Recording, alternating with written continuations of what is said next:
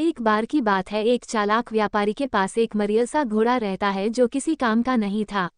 न तो वह बिक रहा होता है और न वह कुछ काम कर पाता है।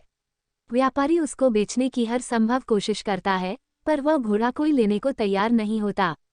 एक दिन व्यापारी जब अपना घोड़ा लेकर रास्ते गुजर रहा होता है, तभी वहां से राजा गुजरते हैं और हंसते हुए उस व्यापारी कहते हैं, इस मरियल घोड़े को कहाँ ले जा रहा है, जाओ जाकर इसको जंगल में छोड़ दो। व्यापारी राजा से कहता है, महाराज, ये घोड़ा बहुत ही कीमती है। ये वह काम कर सकता है जो काम आपका घोड़ा नहीं कर सकता।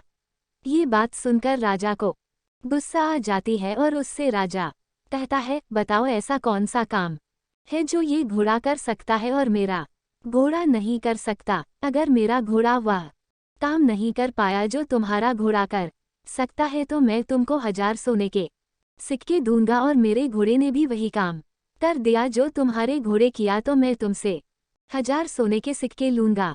व्यापारी इसके लिए मंजूर हो जाता है और कहता है, इसके लिए महाराज हमको नदी के पास जाना होगा। तभी नदी में बहुत तेज तूफान आया था, मानो नदी में बाढ़ आई हो। व्यापारी अपने मरियल से घोड़ों को नदी में धक्का दे देता है और कहता है, देखो महाराज, मेरा घोड़ा इस तूफान में तैरकर आएगा। क्या आपका घोड़ा ये कर सकता है? महाराज का घोड़ा बहुत कीमती रहता है और वह महाराज को बहुत प्यारा भी रहता है, इसलिए महाराज उफनती नदी में अपने घोड़े को फेंकने की हिम्मत भी नहीं करते और उस व्यापारी से कहते हैं, तुम शर्त जीत गए।